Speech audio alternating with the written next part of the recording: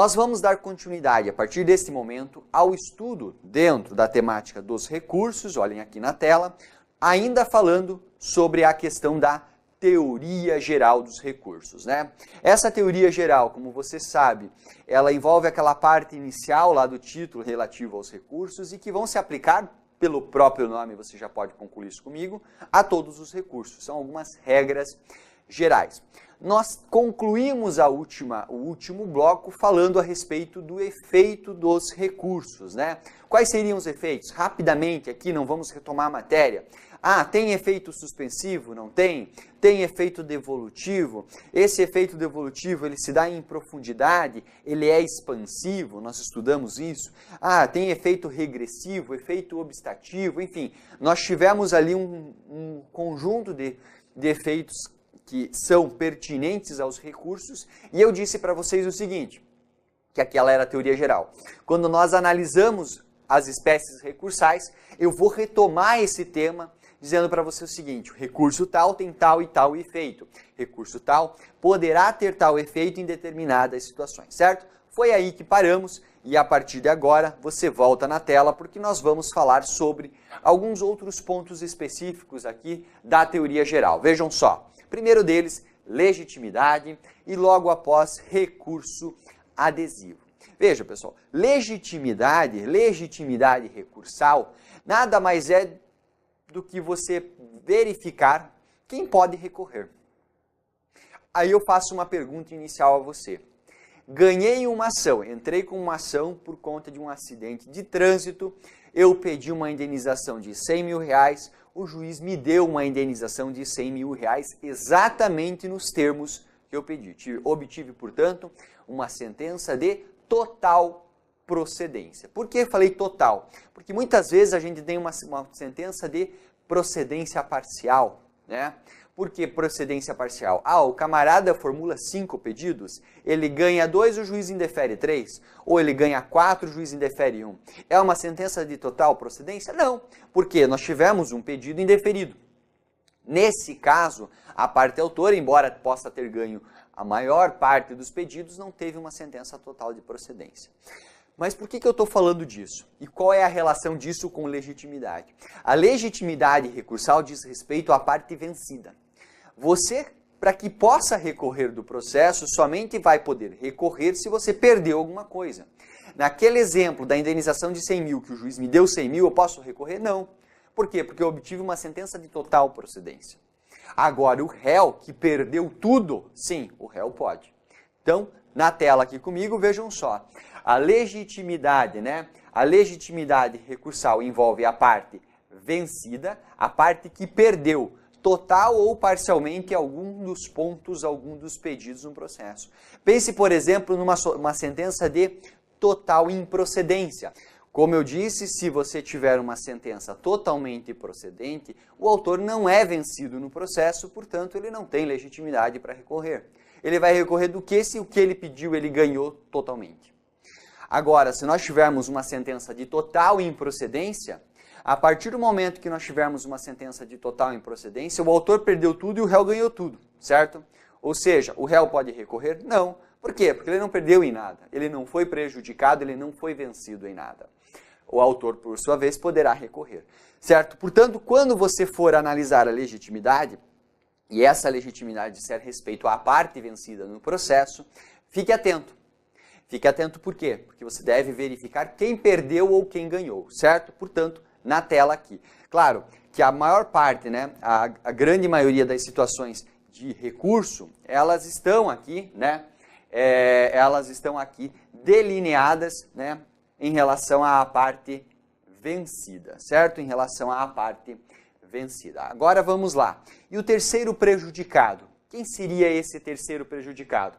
O terceiro prejudicado aqui, pessoal, é, por exemplo, um assistente, é, por exemplo, alguém que foi chamado ao processo, é, por exemplo, enfim, aquelas hipóteses de intervenção de terceiros. São pessoas que elas ingressam na ação, não são naturalmente parte autora e parte res, mas por algum motivo podem sofrer alguma influência em razão daquilo que foi decidido. É o caso, por exemplo, do assistente. Né? O assistente tem interesse jurídico e por isso ele é assistente da parte autora ou da parte ré. Por quê? Porque se a parte autora ganhar, ele pode ser beneficiado. Se a parte ré perder, ele será prejudicado, se for um assistente do réu, e assim sucessivamente. Esse terceiro, quando prejudicado no processo, também tem legitimidade para recorrer, certo? Claro, naturalmente, a grande maioria dos casos em que nós teremos recurso, o recurso será apresentado pela parte vencida, tá bem? Mas nós temos também a possibilidade de recurso por quem? Pelo nosso digníssimo MP. Vejam só, o Ministério Público também tem legitimidade recursal. E a legitimidade recursal do Ministério Público vai envolver situações nas quais ele for fiscal da ordem jurídica. Vejam, ele não é parte autora, ele não é parte ré. Só que nessas situações aqui, nós temos, em razão da atuação do MP como fiscal da ordem jurídica, por se tratar de interesses que digam respeito àqueles assuntos que compete ao MP a defesa institucional, compete à defesa do Ministério Público, por exemplo, questões de interesse público, questões que dizem respeito a direitos difusos e coletivos, o MP atua como fiscal da ordem jurídica. E nesse caso também ele pode recorrer. Se nós tivermos ali alguma decisão que, no entender do Ministério Público, possa estar violando aqueles bens e aqueles direitos que ele busca defender conforme diz a Constituição, ele tem legitimidade recursal, certo? Legitimidade é isso. Não há mais aqui com que se preocupar, nós não precisamos não precisamos, na verdade, nos preocupar com nenhum outro detalhe. O que eu quero que você fique atento, na verdade, é essa palavra que eu já havia destacado aqui. Vencido, certo? Portanto, parte vencida. Agora vamos falar um pouco sobre o denominado recurso adesivo. E a primeira coisa que você tem que saber a respeito do recurso adesivo é o que ele é. Qual que é a ideia aqui? Nós tivemos uma sentença na qual a parte autora, ela formulou 5 pedidos. Ela ganhou 4 desses pedidos e perdeu 1. O menor, vamos supor. Era lá o pedido de menor importância no contexto da ação. Aí eu pergunto, essa parte autora, ela foi vencedora e vencida? Sim, ela venceu 4 pedidos e perdeu 1 deles. Em relação a esse pedido, ainda que menor, que ela tenha perdido, ela poderia recorrer, ela seria uma parte legitimada. Mas a decisão por recorrer ou não é dela. Ela verifica o caso, ela olha o processo e diz assim, não, ganhei a maior parte dos pedidos, os pedidos mais importantes, não vou recorrer a respeito desse outro pedido. Agora vamos olhar para o réu. Eu olho para o réu e o réu, o que aconteceu? Dentro desses 5 pedidos, ele perdeu 4, porque se a parte autora ganhou, ele perdeu. Ele perdeu 4 e só ganhou 1. Aí o réu diz o seguinte, não vou ficar, não me contentei, não concordo com a decisão do juiz, não me contentei, vou recorrer, vou apresentar um recurso de apelação. E o réu entra com o recurso de apelação.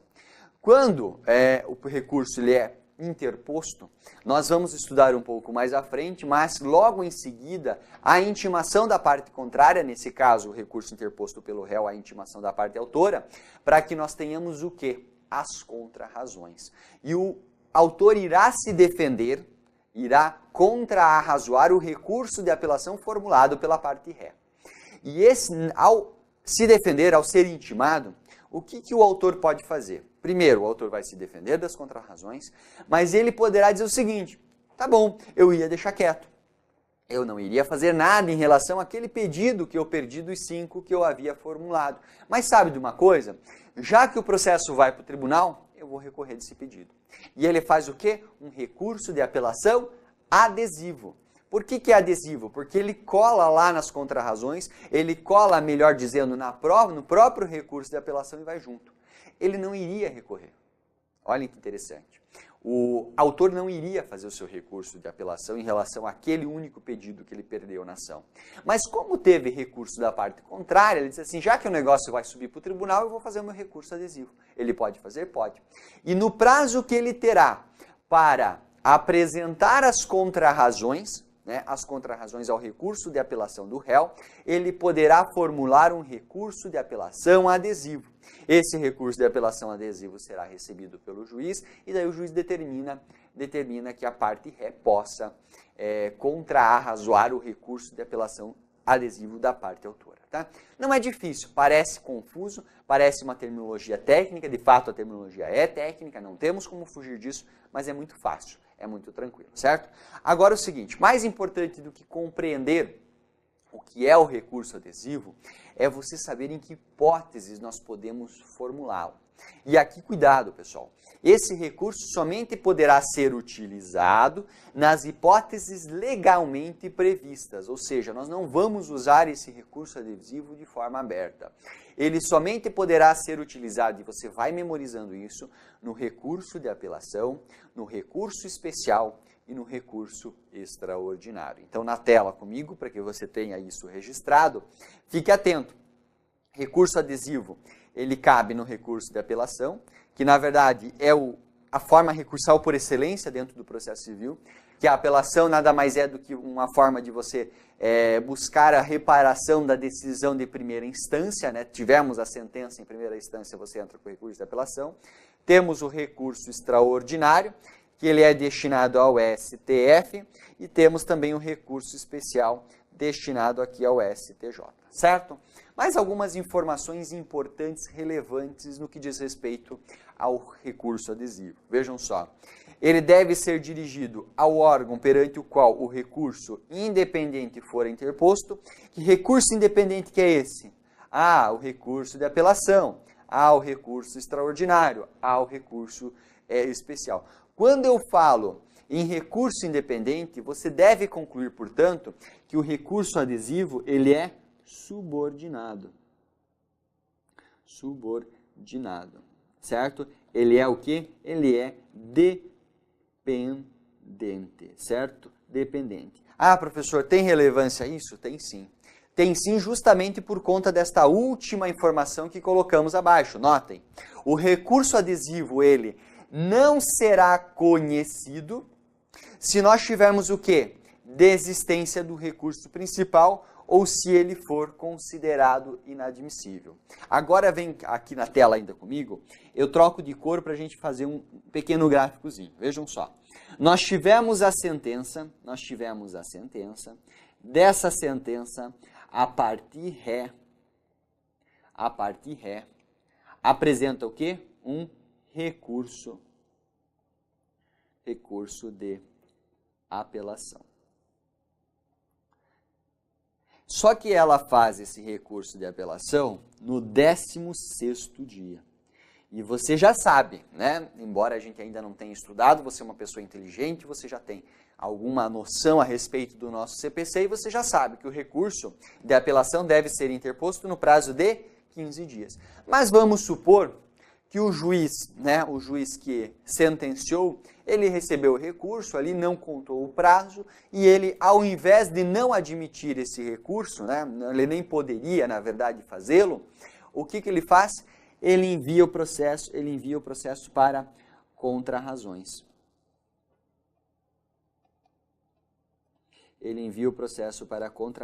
Né? Então, se veja só, aqui nós temos um recurso do réu, aí ele manda contrarrazões pelo autor. E o autor, ao verificar as suas contrarrazões, ele não tinha recorrido, mas ele aproveita, né, o ensejo e apresenta o quê? Um recurso adesivo. Ele aproveita o ensejo e faz um recurso adesivo, esse recurso adesivo vai junto. Aí, claro, desse recurso adesivo, eu vou colocar para cima, nós teremos agora, né, nós teremos as contrarrazões pela parte ré, né? Concorda comigo? Por quê? Porque o autor formulou as contrarrazões e apresentou o recurso adesivo. Agora nós teremos contrarrazões ao recurso adesivo pelo autor. A hora que chega o processo lá no tribunal, o relator lá no tribunal diz o seguinte: camarada, você apresentou o seu recurso no 16º dia, portanto, esse recurso de apelação cai. Em razão de ser subordinado o recurso adesivo, o que acontece? O recurso adesivo também cai. Naturalmente, as duas contrarrazões não possuem nenhuma importância, certo? Portanto, vejam, pessoal, o recurso adesivo ele não será conhecido quando houver desistência do recurso principal, e nós já vamos estudar o Instituto da desistência, e também quando for inadmissível o recurso de apelação, como no caso de você ter interposto o recurso de apelação fora do prazo. Certo? Essas são as informações relevantes no que diz respeito ao recurso adesivo, e agora na tela comigo você faz uma questãozinha do CESP. Notem, julgue o item a seguir, referentes à tutela provisória e aos meios de impugnação das decisões judiciais conforme o nosso novo Código de Processo Civil. Se o recurso principal for conhecido, mas não for provido pelo tribunal, o recurso adesivo deverá ser manifestamente prejudicado porque, conforme determinado pela legislação, se subordina ao recurso interposto de forma independente. Pergunto para você, está errado por quê? Vejam só, porque nós vimos ali que o recurso, né, recurso adesivo, né, o recurso adesivo, ele não será conhecido em duas situações. Em quais duas situações em que esse recurso não será conhecido? Vejam só, ele não será conhecido se houver desistência, né? Se houver desistência, ou se ele for considerado, deixa eu apagar esse considerado e colocar aqui direto a palavra, né? Se ele for inadmissível. Aí você deve olhar se você vai encontrar desistência ou inadmissibilidade na assertiva. Vamos ler de novo? Vamos sim. Vejamos lá. Nós temos, se o recurso principal for conhecido, se ele for conhecido o recurso principal, nós temos desistência? Não. Nós temos inadmissibilidade? Não. Portanto, o recurso adesivo será conhecido, certo? Mas não for provido, ou seja, se nós tivermos a improcedência recursal, nada importa, né? Não significa dizer que nós temos que ter a procedência do recurso para que o recurso adesivo seja admitido. Nós devemos ter para não admissão, para que essa dependência ocorra e nós tenhamos o não conhecimento do recurso adesivo, nós temos que ter a desistência do recurso principal. É o caso? Não. Ele foi conhecido, mas não foi provido. Ou a inadmissibilidade. Veja, ele foi conhecido, mas não foi provido. Então, nós não temos desistência e não temos admissibilidade. Portanto, o recurso adesivo deverá ser considerado manifestamente prejudicado? Claro que não. Ele vai tramitar naturalmente. Logo, esta assertiva aqui do CESP está totalmente incorreta. Legal, pessoal? Ah, professora, parece complexo. Parece, mas com tranquilidade na hora da leitura, e você tem que fazer muitas questões de prova para adquirir esse condicionamento, para adquirir essa tranquilidade na hora de resolver questões, você vai ver que você se habituando com os termos, fica tudo mais fácil, certo? Portanto, em relação aqui a essa parte do recurso adesivo, finalizamos o tópico e vamos ainda dentro da teoria geral dos recursos falar sobre desistência e renúncia. Você viu ali que eu coloquei para vocês o termo desistência como inclusive uma das hipóteses de não conhecimento do recurso adesivo. O que seria essa desistência? Tá? E o que seria a renúncia? O que é desistir do direito, né? O que seria desistir do recurso e renunciar ao direito de recorrer? São sinônimos? São diferentes? Como que se colocam dentro do nosso CPC. E para que nós possamos começar diretamente neste assunto, falando desse assunto aqui, pessoal, eu trago para você um seguinte esquema, tá? Vejam só, desistência e renúncia. E esse esquema aqui, ele traz a distinção entre um e outro, certo? Só para que você possa, caso queira, acompanhar com o material, ou, se você for o caso, né? Ou se for o caso, dar uma olhada na parte lá do material, nos artigos do CPC, quando nós falamos em desistência, nós estamos lá no artigo 998 do NCPC. E quando nós falamos em renúncia, nós estamos no seguinte, nós estamos no 999 do NCPC, certo? Então fique atento. Vejam só, a desistência, pessoal. A desistência, ela, né, extingue um direito de recorrer. Ao passo que a renúncia, ela impede o direito de recorrer. Professor, qual que é a diferença? Olhem só, é muito simples, né? A desistência ela ocorre no caso em que a parte ela interpõe o recurso e desiste de recorrer. Ela extingue um direito que ela está exercendo. Vejam só, eu apresentei o recurso de apelação, o meu recurso de apelação está tramitando, mas eu desisti no meio do caminho. Posso? Posso. Desistência do recurso, ela vai extinguir o seu direito de recorrer. Por isso que, se nós voltarmos para o slide anterior, quando eu falo que o recurso adesivo não será conhecido porque ele é subordinado na hipótese de desistência, agora você compreende. Vejam só, a parte apelou. Eu não ia apelar, eu não ia fazer minha apelação, mas como eu fui intimado para contrarrazoar, eu disse assim, já que ele vai levar o processo para o tribunal, eu vou apresentar recurso em relação àqueles pontos que eu perdi, fiz um recurso adesivo. Se a hora que ele receber ele for intimado para contrarrazoar o recurso adesivo de apelação da outra parte, a parte que apresentou o recurso de apelação diz assim, não, sabe de uma coisa? Eu vou desistir. Se ele desistir, cai o seu recurso de apelação e cai o recurso de apelação adesivo da outra parte, certo? Então, é esse o conceito de desistência. Professor, vejam só, a parte contrária precisa aceitar? Não, certo?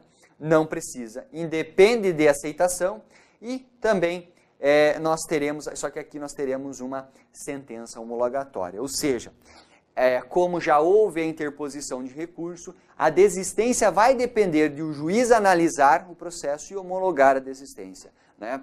Por exemplo, se ele vai verificar se há algum elemento, algum indicativo de que ele foi coagido, de que ele praticou o ato com vício, enfim, ele deve homologar ali num certo exercício do controle de legalidade. Na grande maioria dos casos, essa desistência se põe de forma direta, o juiz homologa e morreu. Agora é o seguinte, tivemos a sentença. A sentença foi dada em audiência. Vamos supor que o juiz sentenciou em audiência. Pode fazer? Pode. Não tem problema nenhum.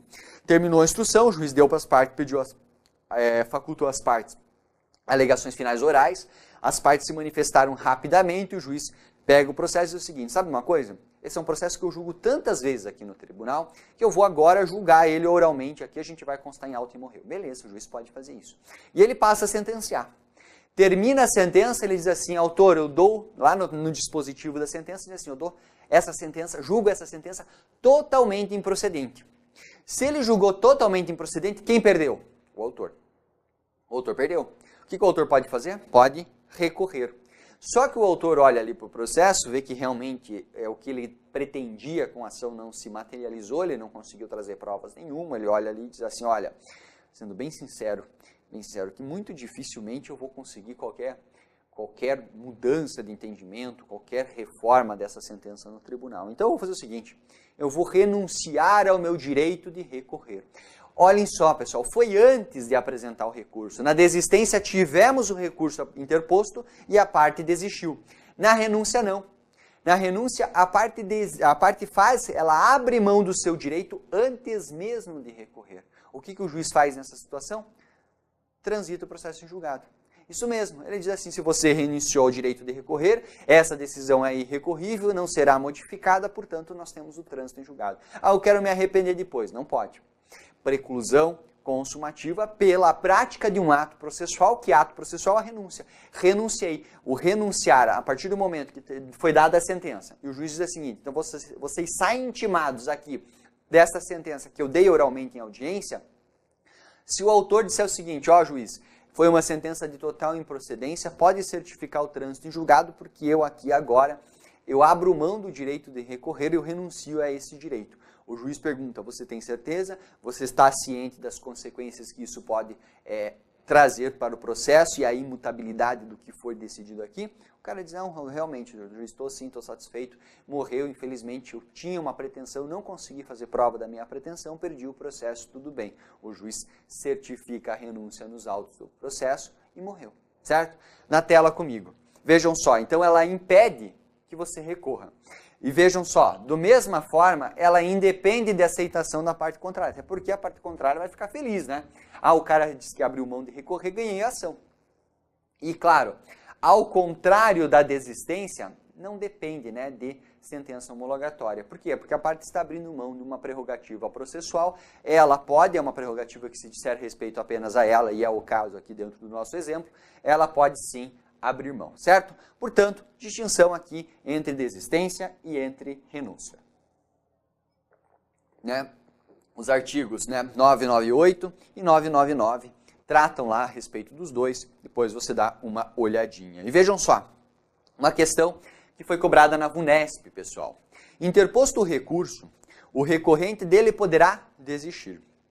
Vejam só, nós estamos falando de desistência, né? Se nós estamos falando de desistência, nós temos um recurso que o cara desiste no meio do tempo. Vejam só, ele poderá se desistir se não houver recurso adesivo ao seu? Não interessa. Se tiver ou não tiver, não importa. Ele não depende de aceitação nenhuma, ele faz o que ele quiser. Então a letra A está errada. Somente até a remessa ao tribunal? Não. A legislação, e se você olhar lá o artigo 998, você não vai verificar nenhuma limitação temporal para que você possa desistir. Posso desistir a qualquer tempo. Sem a anuência do recorrido, isso mesmo, eu não preciso de qualquer anuência aqui para para desistir do recurso que estava tramitando, certo? Até que haja resposta do recorrido e desde que haja anuência dos litisconsortes, não existe isso, não será exigido qualquer anuência de litisconsorte para que nós tenhamos aqui a possibilidade de recorrer, tá? Só para arrematar aqui, na tela comigo, estou com o CPC na mão, leio o artigo 998. O recorrente poderá, a qualquer tempo, não tem limite temporal, né? A qualquer tempo, sem a anuência do recorrido ou dos litisconsortes, né, desistir do recurso, certo? Portanto, letra C, gabarito da nossa questão. E finalizamos aqui o estudo, portanto, dessa distinção entre desistência e renúncia recursais. Bacana, pessoal? Show de bola? É isso que eu queria falar aqui. E agora, para que a gente possa concluir rapidamente os pontos finais, aqui os pontos finais da teoria geral dos recursos, eu trouxe algumas disposições diversas, né? São 2 slides com alguns artigos de lei citados que nós vamos analisar rapidamente, depois falaremos de preparo e aí faremos uma bateria final de questões. Legal? Vamos lá com toda a intensidade. Vejam só, dos despachos não cabe recurso. Certo? Óbvio, né, pessoal? Despacho, o que é? Despacho é um pronunciamento judicial sem caráter decisório. Se não decidiu nada, tem recurso? Não. Me dá um exemplo, professor. Abra-se vista a parte contrária para que se manifeste a respeito do laudo pericial juntado nos autos no prazo de 10 dias. Tem alguma decisão aí? Não. O juiz está decidindo dar à parte a possibilidade de se manifestar. Não está decidindo nada. A legislação diz para ele que ele deve. Ele simplesmente está dando andamento ao processo, não se decide nada, não se recorre de nada. 1002. A decisão pode ser impugnada no todo ou em parte. É aquilo que eu te falei. Nós tivemos um pedido A, um pedido B, um pedido C, D e E. O juiz, ele fez o seguinte, deu procedência a B, a C, a D, mas não a E. Nesse caso, eu posso recorrer, né? Nesse caso, o réu, né? Vamos falar do réu. O réu foi prejudicado em relação a A, B, C, D e D. Por quê? Porque o juiz deu pela procedência, então ele perdeu. Esse réu, ele poderá recorrer de todos esses pedidos, recurso total, ou apenas de parte desses pedidos, recurso parcial. Beleza? Sem dificuldade nenhuma em relação a isso, tá bem, pessoal? Vamos lá, né?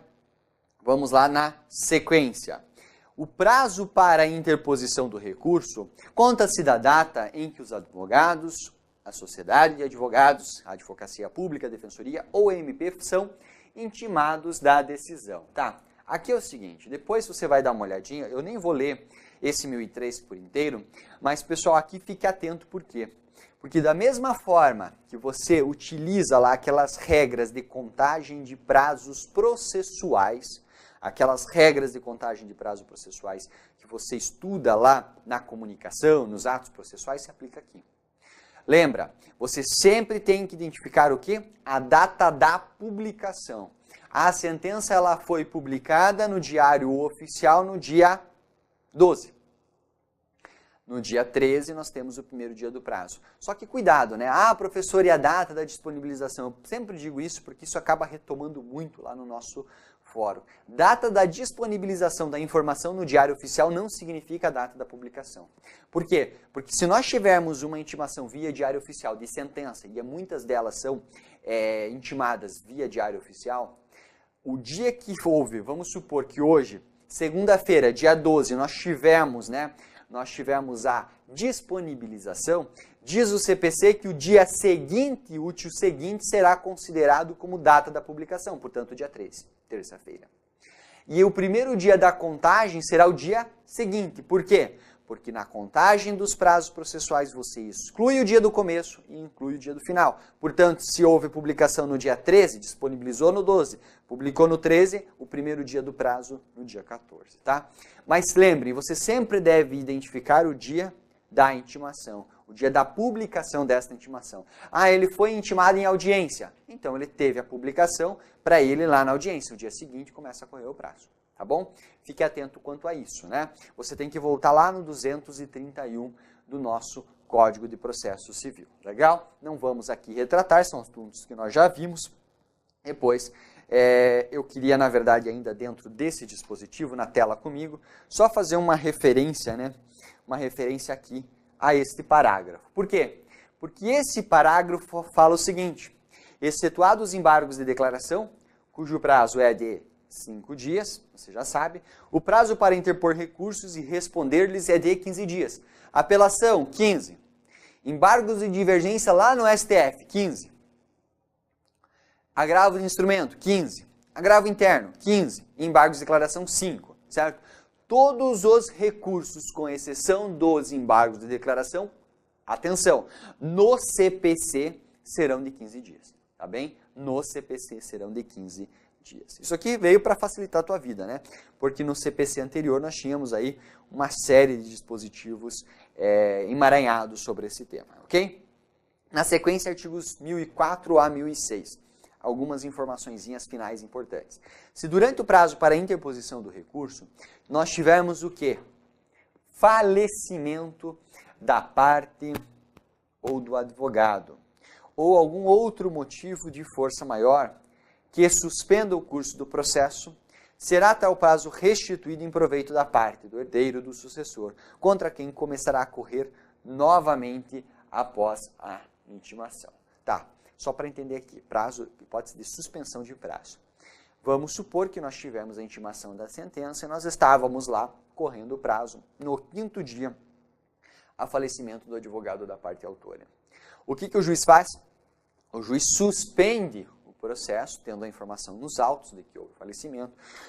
O juiz suspende o processo e intima o autor para que ele contrate um novo advogado, indique um novo advogado nos autos. Vamos supor que o autor leva ali uma semana para conseguir fazer isso, ou melhor, 20 dias para fazer isso. Quando ele constitui novamente, né, o advogado nos autos, a secretaria do tribunal intima esse advogado e diz para ele o seguinte: olha, volta a correr aqui o prazo para a interposição do recurso, tenha ciência de que o prazo já havia transcorrido por 5 dias, logo você vai ter os 10 dias finais. Hipótese de suspensão. Ah, professor, não é interrupção? Não, porque se fosse interrupção, o camarada receberia todo o prazo novamente, o que não acontece. É uma hipótese de suspensão. Então, passou 5 dias, faleceu o advogado, congela o prazo. Passa o tempo até resolver a situação fática e contratação do novo advogado. Contratou? Intimou? Continua a correr pelo que resta, tá bom? Perfeito? Artigo 1005. O recurso interposto por um dos litisconsortes a todos aproveita. Ou seja, se o acórdão lá no recurso for favorável a um dos litisconsortes, que são réus na ação, poderá ser, os efeitos se estenderão a todos. Ah, não vai ser apenas daquele que recorreu? Não, ele vai beneficiar a todos. Se todos recorrerem, beneficia a todos em relação ao resultado de todos os recursos. Se um deles recorrer, beneficia todos, não obstante tenhamos apenas um recurso sendo apresentado. A não ser se forem distintos ou opostos os interesses dos litisconsortes, tá bem? Aí nós temos que analisar se aquela hipótese de decisão simples, se a hipótese de decisão unitária, não convém ao caso aqui agora, ok? Na sequência, Perdão. Havendo solidariedade passiva, o recurso interposto por um devedor a todos aproveitará, né? Quando as defesas opostas ao credor lhes forem comuns. É a mesma ideia, tá? São vários devedores solidários. Se um deles recorrer e lá no tribunal eles declararem a improcedência do pedido da parte autora, reformando a sentença, aproveita a todos os credores, todos os devedores solidários. 1006. Certificado o trânsito em julgado, com menção expressa da data da sua ocorrência, o escrivão-chefe de secretaria, independentemente de despacho, providenciará a baixa dos autos ao juízo de origem no prazo de 5 dias, tá? Eu deixo aqui para citar esse prazinho e para que você saiba o que é esse dispositivo. Vejam só, tivemos o recurso foi para o tribunal julgou. O tribunal julgou, aí eu pergunto, a secretaria devolve o processo direto? Não, ela espera. Ela espera o quê? O trânsito em julgado. Ela tem 15 dias para recorrer ao STJ. Fica lá o processo aguardando.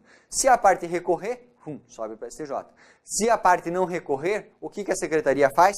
Ela vai certifico que em 12/6/2017 houve o trânsito em julgado da sentença do acórdão proferido por esta egrégia turma.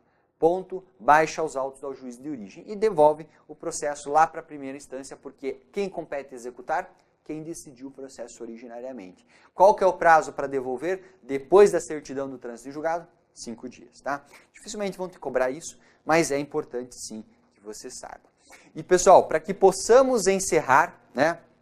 Para que possamos encerrar essas disposições gerais dos recursos, e aqui nós vamos fazer uma análise completíssima deste tema, eu gostaria de falar sobre preparo, tá? Primeira coisa, o que é preparo? O que é preparo? E por que nós estamos falando de preparo em recurso? Quando você entra com uma ação, a parte autora tem o dever de adiantar as despesas do processo, né? Despesas do processo, as custas, as taxas, emolumentos e os honorários do advogado, que é pago no final. Mas, enfim, ele paga aquelas taxinhas iniciais para que possa o processo tramitar, a não ser que ele seja beneficiário da justiça gratuita, lá no artigo 98. Mas nós não estamos falando de beneficiários aqui. Beleza, o processo, né? O processo tramitou, chegou na sentença, houve condenação. Se houve condenação da parte ré, né, quem vai pagar essas custas que foram adiantadas pelo autor vai para a conta do réu. O réu vai ter que ressarcir o autor em relação aos custos que ele teve para movimentar o processo. Se a sentença for de improcedência, o autor paga o pato ali de ter entrado com a ação e perdido. Ele vai pagar as custas de defesa. Vamos supor que, da sentença, alguma das partes recorra. A parte que desejar recorrer deverá pagar custas recursais, despesas para que esse processo possa tramitar lá no tribunal. O nome dessas despesas o nome desses valores, né, que são pagos para que o processo possa tramitar no tribunal se chama preparo. Certo? Vejam só, são as custas dos recursos e o valor de porte e remessa. Professor, o que é esse valor de porte e remessa?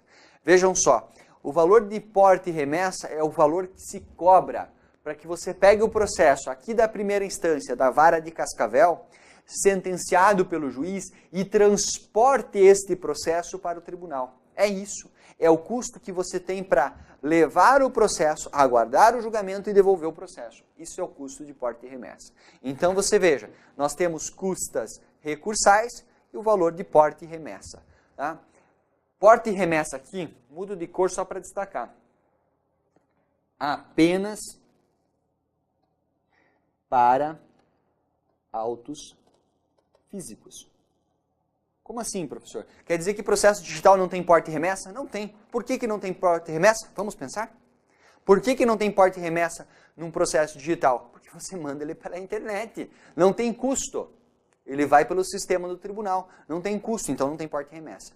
No caso do processo digital, o recurso é recebido direto. Na verdade, o recurso é acessado internamente lá no tribunal. Não tem porte e remessa. Claro, custas do processo tem. Todo processo tem custas. Agora, valor de porte e remessa só para autos físicos. Legal? Mas, enfim, esse é o conceito de preparo. Só fica atento em relação a esse detalhe dos autos físicos no que diz respeito ao porte e remessa e retorno. Seguinte, todas as partes devem pagar o preparo? Todas devem para que possam recorrer, efetuar o pagamento do preparo? Na tela. Não. Vejam só, nós temos algumas pessoas que são dispensadas aqui do preparo, né? Vejam só, né? Vejam só qual que é a ideia aqui. Ministério Público não precisa pagar preparo, né? Vejam só, a administração direta não precisa pagar preparo, a União, os estados, os municípios e as autarquias também não precisam pagar o preparo, são dispensados do valor. Até porque, né, é o Estado propriamente aqui, a não ser o MP, que atua na defesa dos interesses da sociedade. Agora, cuidado, pessoal. E aqui nós temos uma novidade mesmo, né? Aqui nós temos uma novidade mesmo. Qual que é a ideia aqui? Nós estamos falando sobre a insuficiência ou ausência de preparo. Qual que é a ideia? O cara vai entrar com recurso, o cara entra com recurso de apelação e esse recurso de apelação ele deve efetuar o pagamento de R$100 a título de custas e valor de porte e remessa. E ele não paga. Chega o processo no tribunal, o relator abre o processo, vê o recurso, ele vai verificar se todos os pressupostos processuais, todos os pressupostos recursais estão preenchidos, não está pago o valor, portanto, o valor de custas não está preenchido um dos pressupostos. O que o juiz, o que o relator faz? Ele considera não admitido o recurso, ele considera esse recurso deserto. Se fosse no CPC de 73, sim.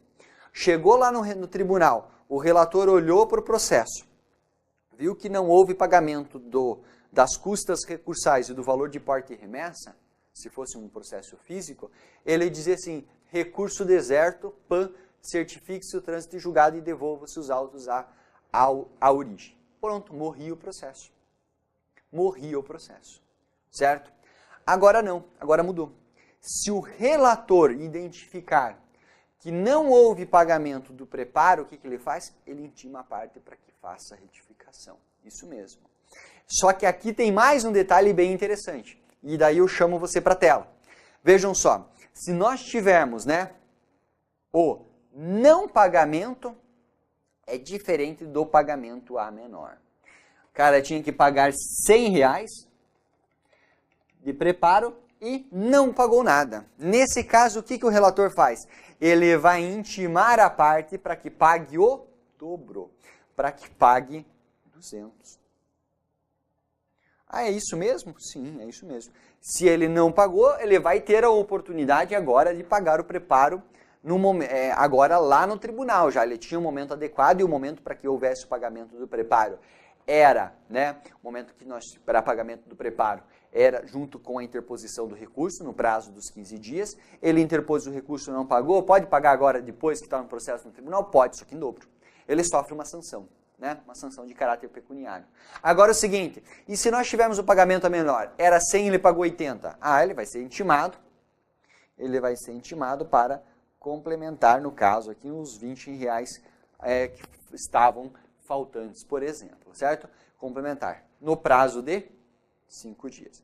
Se não houver o pagamento em dobro, né? Se não houver o pagamento em dobro, ou se houver o pagamento a menor, né? Se não houver o pagamento em dobro, ou se não houver o pagamento a menor e não houver aqui, né?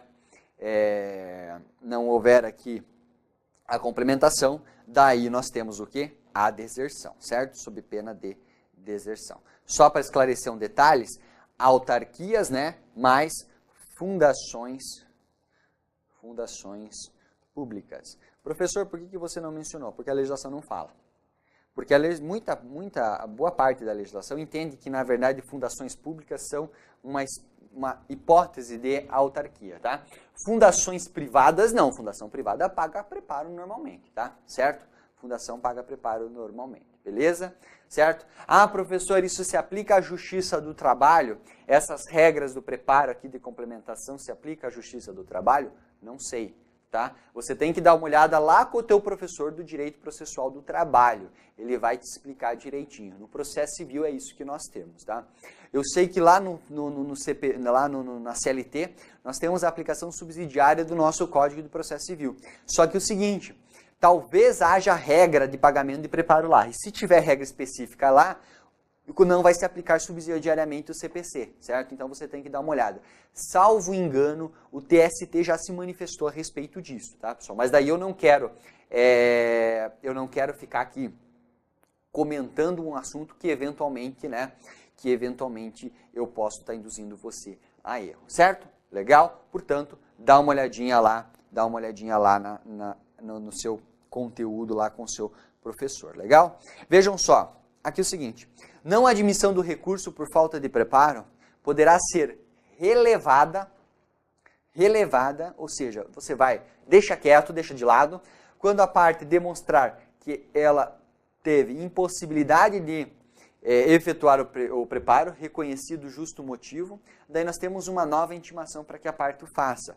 Vamos supor, por exemplo, né, a parte entra com o recurso lá no 15º dia, no último dia do prazo, e ela vai efetuar o pagamento. Há um problema lá na compensação bancária do boleto, ela tinha emitido, compareceu, tentou efetuar o pagamento, houve um problema na compensação bancária e o valor que era para ser destinado aos cofres públicos, lá ao Tesouro Direto, se fosse, por exemplo, ao Tesouro Direto, não à União, ao próprio Tesouro da União, se envolvesse uma situação da Justiça Federal, ele retorna. Aquele valor não é debitado e é estornado, ou seja, não houve o efetivo pagamento.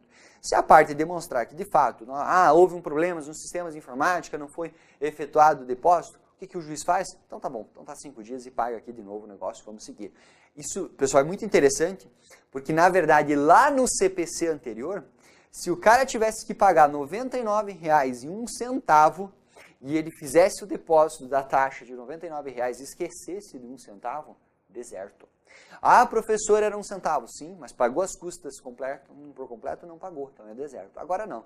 Agora nós temos um sistema mais razoável aqui, né, que compreende também eventuais equívocos, compreende eventuais problemas, inclusive dá uma segunda chance. Por quê?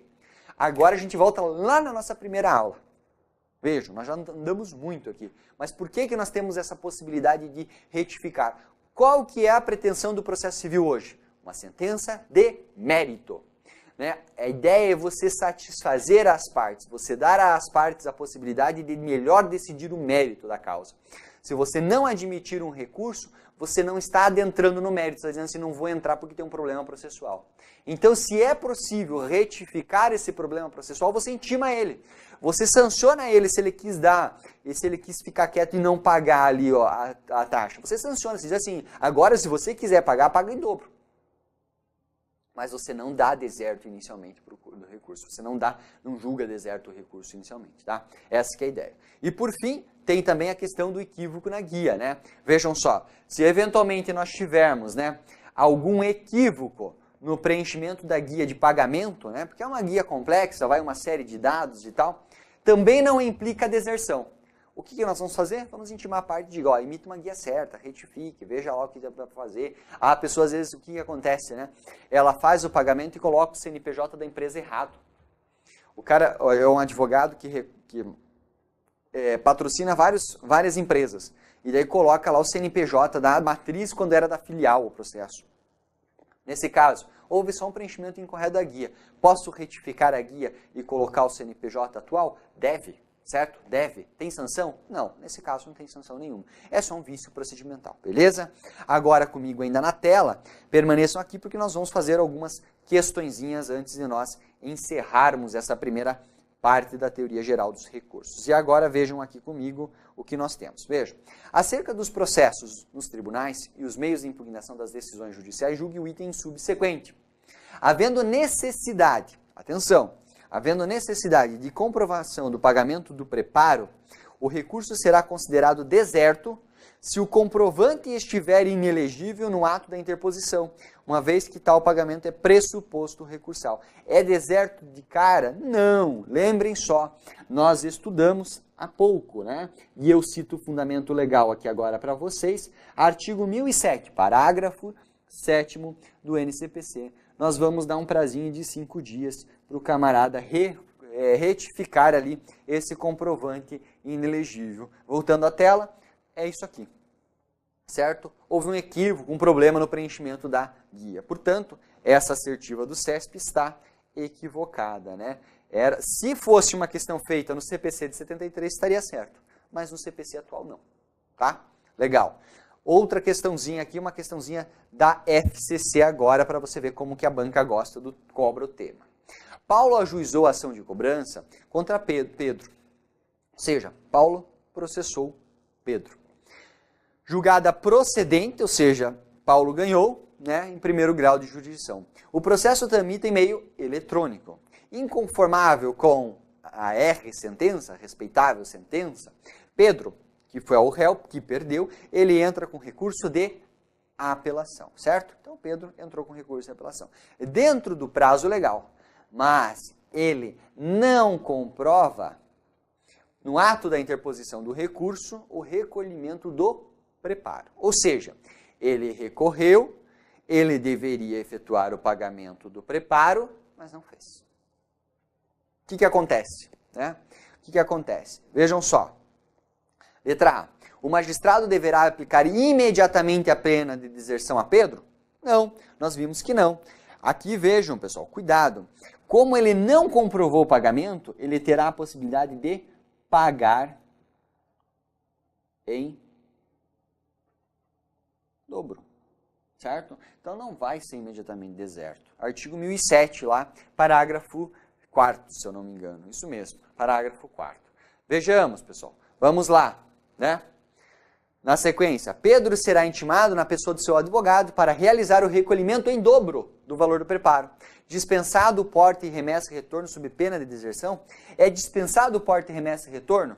Claro, professor, que é, porque é meio eletrônico. Perfeito, pessoal, gabarito da questão está aí. Olha que questão inteligente essa questão da FCC. É isso mesmo. Ele não efetuou comprovação, comprova no pode pagar em dobro agora. Ele é processo físico, então paga porte e remessa. Ah, é processo digital, é processo eletrônico, então não paga porte e remessa, tá? Dá uma olhadinha, portanto, lá no artigo 1007, e você tem que olhar os parágrafos, né? Terceiro, que fala dos autos digitais, e o parágrafo 4º, que fala da questão do recolhimento em dobro. Bacana, pessoal? Show de bola? Vamos adiante. Pedro será intimado na pessoa de seu advogado para recolher o valor do preparo, inclusive do porte e remessa, retorno sob pena de deserção. Primeiro, está errado aqui, e seria importante falar que esse preparo seria pago em 2 vezes, portanto, letra C está fora. D. Pedro será intimado na pessoa do seu advogado para realizar o recolhimento em dobro do valor do preparo. Até aqui, beleza. Inclusive do porte e remessa e retorno? Não. Processo tramita pelo meio eletrônico. E, por fim, Pedro será intimado na pessoa do seu advogado para recolher o valor do preparo. Tinha que ter falado que é 2 vezes. Dispensado o porte, remessa e retorno, aí sim é dispensado, mas a letra B está mais completa e é a que está literalmente de acordo com o artigo 1007, beleza? Portanto, vejam só, letra B, gabarito da nossa questão, beleza? Vamos avançar? Vamos lá. Vejam só, vamos lá, portanto, responder essa questão da FCC. Analise as proposições abaixo a respeito dos recursos. Vejam, os recursos impedem, em regra, a eficácia da decisão, salvo disposição legal ou decisão judicial em sentido contrário, né? Pessoal, eu vou ler o artigo 995 com vocês aqui do NCPC. E o que o artigo 995 do NCPC vai nos dizer? Vejam só. Ele vai dizer justamente o contrário, né? Vejam só. Os recursos, eles não impedem a eficácia da decisão, salvo disposição legal ou decisão judicial em sentido inverso. Aqui eu acabei me confundindo por conta do probleminha que nós tivemos. Qual que é a ideia aqui? Os recursos, a princípio, eles possuem efeito, pleno efeito, e eles terão só efeito devolutivo. Se eles têm só efeito devolutivo, eles não irão suspender a eficácia da sentença, e a sentença produz seus efeitos, terá eficácia desde o momento que seja lançado. A não ser em hipóteses excepcionais. Quando você estudar comigo, por exemplo, o recurso de apelação, você vai verificar algumas hipóteses excepcionais na qual esse recurso, além de ter o seu efeito devolutivo, além de ter o seu efeito, ele terá somente o seu efeito devolutivo e não terá e terá também o seu efeito, não terá também o seu efeito suspensivo. Portanto, contrário aqui ao 995, nós temos o item 1 incorreto. Legal? Agora vamos lá, né? Vamos lá para o item 2. Vejam só, né? O recorrente pode desistir do recurso Nós estamos falando da desistência. Sem anuência do recorrido? Sim. Ou dos litisconsortes? Sim. Mas a desistência não impede a análise de questão cuja repercussão já tenha sido reconhecida e daquela objeto de julgamento de recursos extraordinários ou recursos repetitivos, tá? Pessoal, qual que é a ideia aqui? O próprio artigo 998, ele diz o seguinte, tá, você pode desistir, mas se nós tivermos o reconhecimento, né, o reconhecimento de repercussão geral já nesse processo e houver a desistência, esse processo ele sai da alçada das partes ali e pela questão da repercussão geral, ele será sim analisado independentemente da desistência, tá? Portanto, realmente está correto e atrás ali nós temos a parte final, na verdade, nós temos lá no combinado, inclusive, com o parágrafo único, né, do NCPC. Bacana? Certíssimo. Item 3. Com exceção dos embargos de declaração, o prazo para interpor recurso e para responder é de 15 dias. Tranquilo, né? É isso que nós vimos aqui. Item 3 também está correto. E por fim, o 4. Os embargos de declaração possuem efeito suspensivo da eficácia da decisão e do prazo para outros recursos? Não. Ele terá efeito interruptivo. Você já vai estudar isso comigo mais adiante, tá? Gera interrupção. Não há suspensão. Por quê? Porque depois a parte tem, de novo, todo o prazo restituído a ela. Legal? Portanto, pessoal, itens 2 e 3 apenas temos como gabarito desta nossa questão aqui, temos como gabarito dessa nossa questão a letra A, ok? Eu vi que o pessoal até bateu o papo ali na hora e tal. Nós acabamos aqui nos confundindo em relação à questão dos efeitos. Ela tem sim efeito suspensivo à apelação e não é a regra, você deve seguir, no caso, o artigo 995. Beleza, pessoal? Show de bola? Vamos lá dar sequência. Mais uma questãozinha aqui para nós. Vejamos agora como... A respeito dos processos nos tribunais e os meios de impugnação, uma questão da FGV. Assinale a afirmativa incorreta. Olha só, ela quer a incorreta. Nós temos 5 alternativas, 4 delas estão certas, uma está incorreta. Vejamos. O recurso pode ser interposto pela parte vencida, beleza? Pelo MP, sim. Ou pelo MP como parte, ou fiscal da ordem jurídica, e também pelo terceiro prejudicado. Cabendo ao terceiro prejudicado demonstrar a possibilidade de que a decisão sobre a relação jurídica submetida à apreciação judicial atinja direito e que se confirme titular ou que se possa discutir em juízo como substituto processual. Tá certo, tá, pessoal? O próprio artigo 996, parágrafo único, vai dizer que o terceiro prejudicado deve, em preliminar lá do recurso, demonstrar que ele será prejudicado, ele é prejudicado pela decisão, porque tem que ser, olha só, um terceiro prejudicado. Ele deve demonstrar o prejuízo em face da sentença na forma em que ela fora prolatada. Bacana? Perfeito, pessoal? Show de bola, né? Vamos lá. Na sequência, letra, então, essa letra A está certa. Letra B.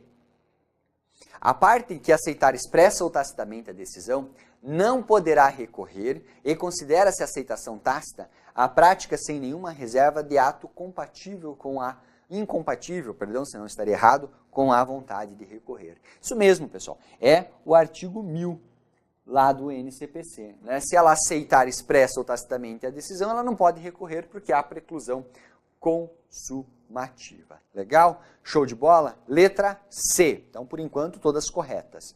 Vejamos, as questões resolvidas na fase de conhecimento, se a decisão a seu respeito não comportar agravo do instrumento, não são cobertas pela preclusão e devem ser suscitadas em preliminar de apelação, eventualmente interposta contra a decisão final ou nas contrarrazões. Ah, professor, você não falou disso. Vamos falar, tá? Tá certo. Está de acordo com o 1000 do CP9, parágrafo 1º do CPC, e vem cá que eu vou te explicar, você vai ver que você já vai saber isso aqui antes mesmo de a gente chegar lá no recurso de agravo do instrumento, ou melhor, antes de a gente chegar na apelação.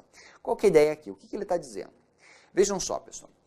O agravo de instrumento é o remédio utilizado para que você possa recorrer de decisões interlocutórias, certo? Presta atenção comigo. Só que de todas as decisões interlocutórias, não. Somente daquelas que estiverem lá descritas, né, no artigo 1015. Já não precisa nem pegar, no artigo 1015, nós vamos voltar a isso.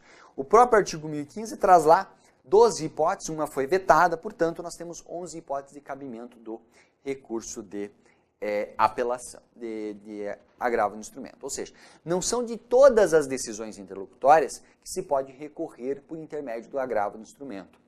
Portanto, se nós tivermos uma decisão interlocutória no curso do processo que não seja agravável por intermédio do agravo no instrumento, o que a parte vai fazer? Ela vai, quando ela entrar lá com a apelação, ela vai dizer o seguinte: olha, seu juiz, antes de você julgar minha apelação reclamando aqui da decisão final, eu quero que você, em preliminar, julgue essa decisão interlocutória. E por que ele vai pedir isso? Porque, na verdade, seu juiz, eu não podia agravar no instrumento porque não estava no 1015. É isso que o 1009, parágrafo 1º diz, certo? Portanto, quando nós tivermos uma decisão interlocutória que não entre nas hipóteses de cabimento do agravo do instrumento, eu devo suscitar essa matéria se ela for prejudicial a mim, no caso, se ela for contrária aos meus interesses, se ela me prejudicar, eu posso suscitar essa matéria lá na apelação, na preliminar, no início da apelação, antes de analisar os pedidos que foram negados. Bacana? Certo? Portanto, letra C também está correta. Legal, pessoal?